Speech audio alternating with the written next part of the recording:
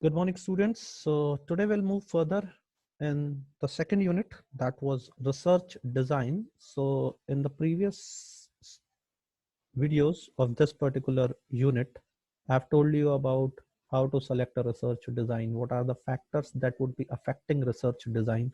So today we'll be talking about what are three different types of research conducted and how to select the research design for those researches. So basically, three basic research designs that are operative are exploratory research design, descriptive research design, and experimental research design. And all three are even called by different names. Exploratory research design is also termed as formulative research studies, descriptive is called as diagnostic research, and experimental is called as hypothesis testing research. So let's move forward and dive right in. Generally, in exploratory research design, the main purpose is to formulate a problem. And how do we formulate a problem? There are three basic methods to formulate a problem. The first method is that you can go for reading lots and lots of research paper, and in this case the major emphasis is given on in all the means all types of methods that you operate in exploratory research design. The main fundamental emphasis is given on to discover something new, some you know brilliant ideas, some brilliant insights. So in such conditions, the research design should be flexible enough that from reading different newspapers you'll get or research papers, magazines, and clarifications, or by conducting different levels of interviews and by uh, you know uh, interacting with different respondents, you might get distorted views. But if you are operating with lots and lots of information, you can even gather relevant data. For example, in some research paper it is written that A leads to B. Let's take a hypothetical example. A leads to B, and in some research paper it has been given that B leads to C. So automatically you can develop your own hypothesis that A will lead to B and then B will be leading to C. This is through survey you have gathered. You have done a rigorous literature review and you have gathered this information. So generally three methods are used in exploratory research design. The first is survey of the concerning literature. Means you have done a rigorous literature review, you have done the survey, what are literatures are available in a particular topic, and then you have read those literatures and you have formulated your own research. Then the second is the experience survey. You yourself has written so many papers and they are interrelated with each other. So from your own experience you can speak out something, you can develop some new hypothesis, and on the basis of that you can develop your own research design. And then the third is analysis of insight stimulating examples, something you're getting from the real world which you think should happen or should not happen. You can develop your own views, your own ideas related to what is happening. Like I would like to share an example here. I myself wrote an example, sorry, a research paper on how these, like there is ICC in cricket, likewise there is FIDE in chess. So how they used to choose the world chess champion was not good enough. What they used to do, they used to functionalize 12 games, and the probability of draws in chess is very high. It's really very high. And when it leads to world chess championship, my dear, then there are more and more draws because both of the players have to play with each other for consecutively for 12 games, and so they are able to understand each other's view, each other's playing style, and each other's mindset. So when I was witnessing this world chess championship, I saw that Magnus Carlsen and Sergei Kajakin at that particular time was the contender who was challenging Magnus Carlsen. They played 12 games, and out of that 12 games, only one was won by Sergei Kajakin and one was won by Magnus Carlsen, and rest 10 games were draw. After that, what happened is that because the score was leveled, both won one and all 10 draws. So 10 draws lead to 5 points each and 1-1 win. So it was 6 for Magnus Carlsen and 6 for Sergei Kajakin. 6 points each after 12 games. What they did after that, they reduced the time, and the 1.5 hour that was given to an individual in a particular game, they reduced it to 25 minutes. And after that, 4 games were played for 25 minutes, and out of which 2 were drawn and 2 were won by Magnus Carlsen. So he was declared as the world chess champion. And if that 25 minutes game, all the 4 25 minutes game would have been drawn, then the time would have been reduced to 5 minutes game.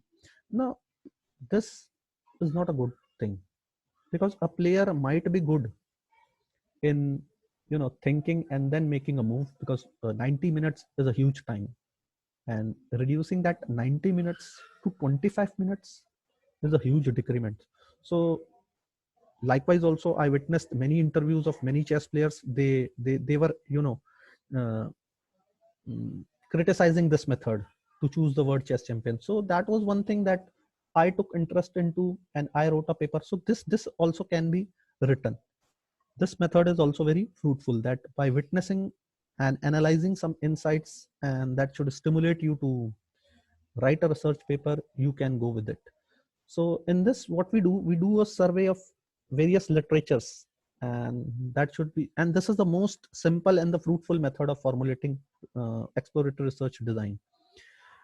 Now, the second thing is that literature should review and build upon the work that has already been done by others. In this case, my dear, either you select the hypothesis that has been already given by different researchers in their research paper, or if the hypothesis has not been given, then you can develop your own hypothesis.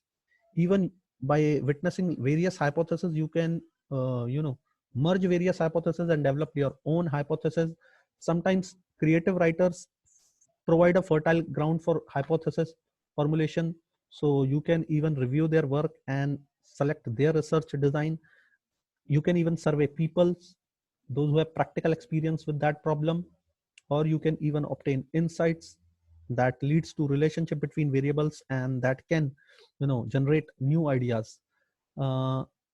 And in such research design, generally the data is collected by preparing interviews with the respondents, and there is systematic question with the respondents. Interview should be flexible enough so that respondents are allowed to raise questions, and they can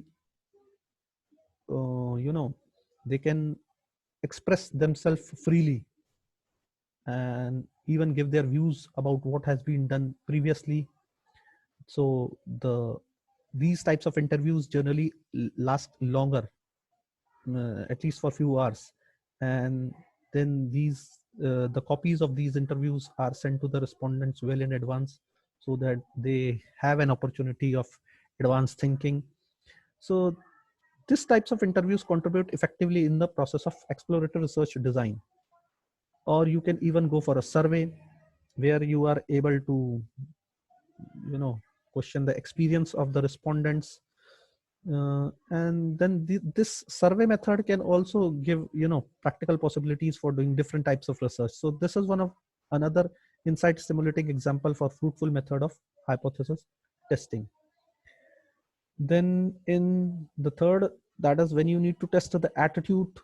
The attitude of the investigator is also very important if you are going on the experience of the researcher for generating an research design.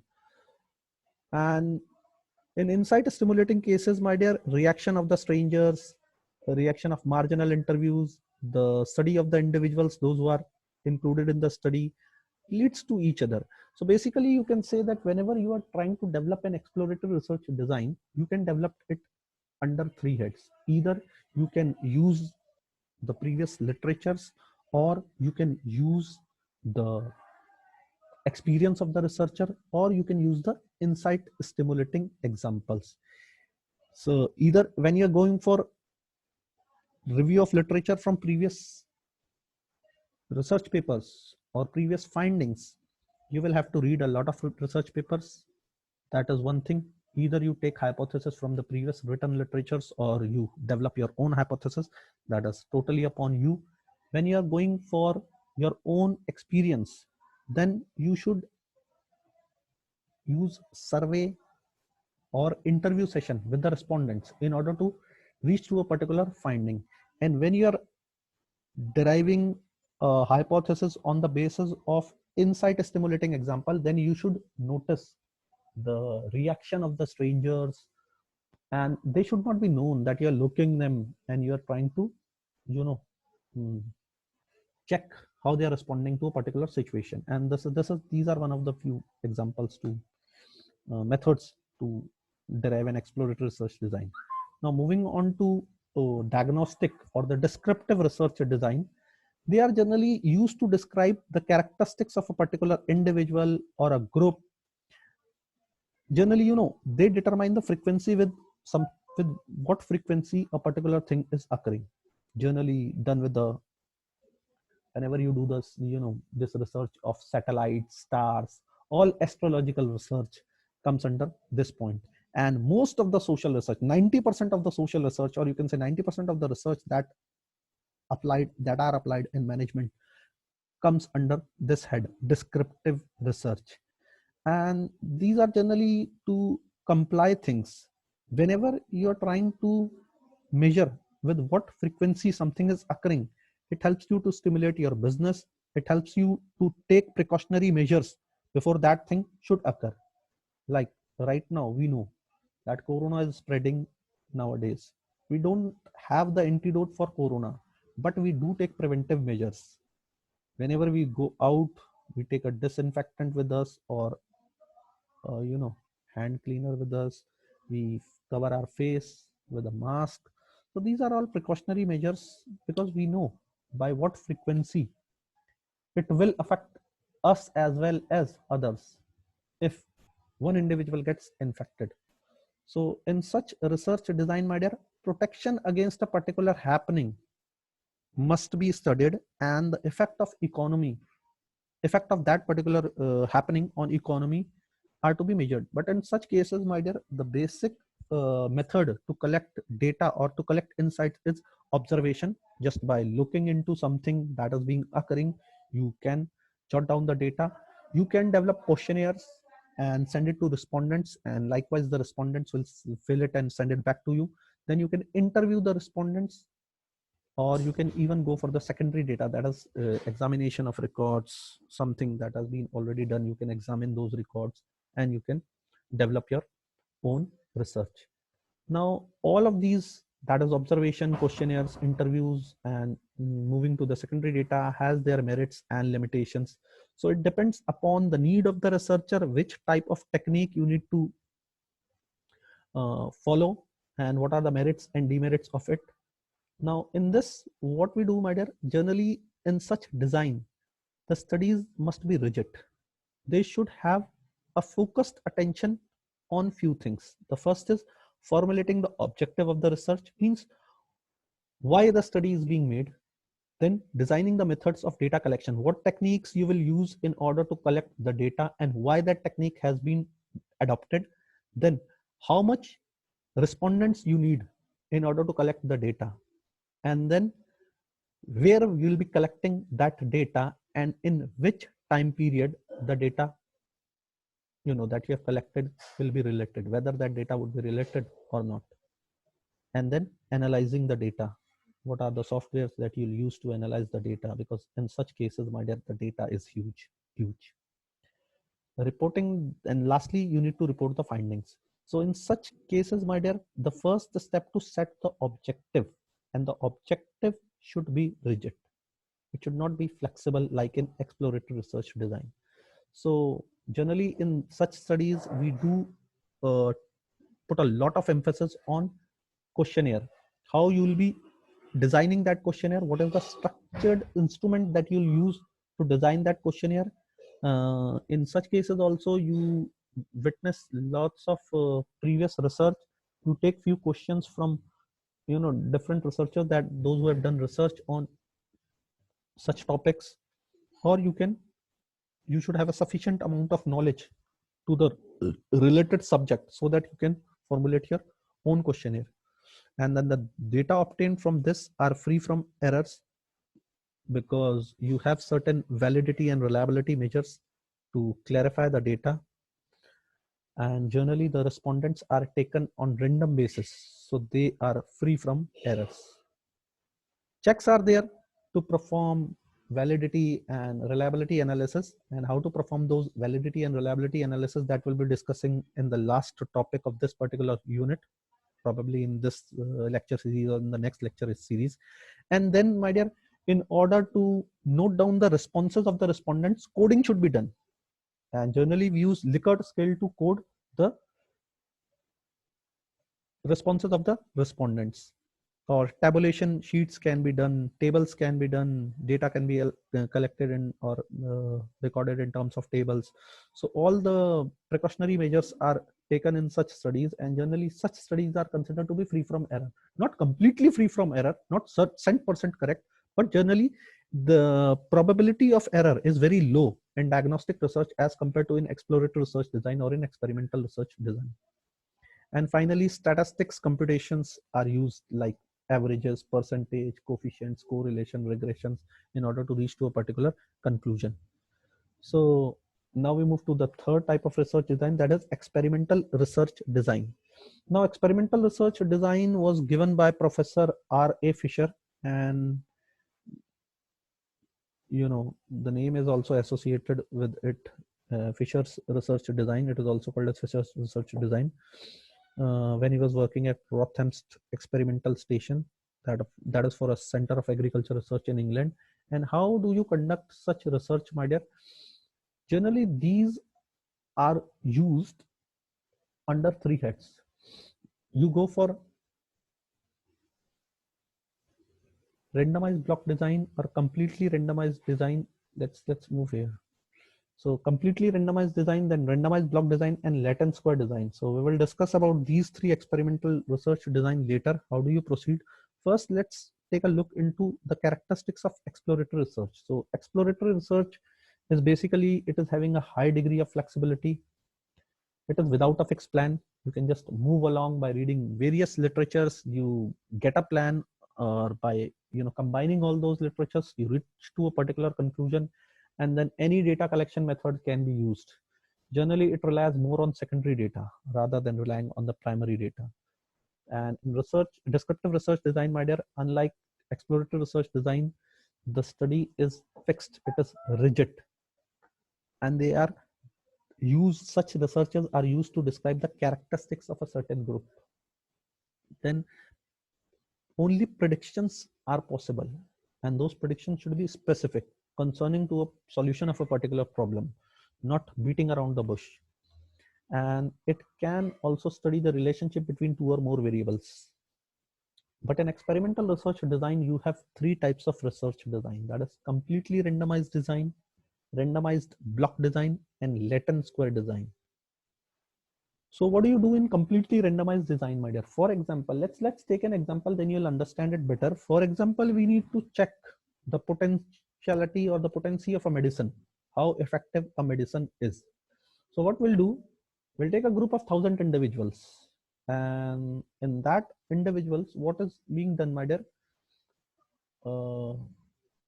We'll divide these 1,000 respondents into two groups. 500 would be given a placebo. Placebo is nothing but it is a tablet which does not contain anything inside it. It is just calcium, so it hardly is going to affect any kind of disease.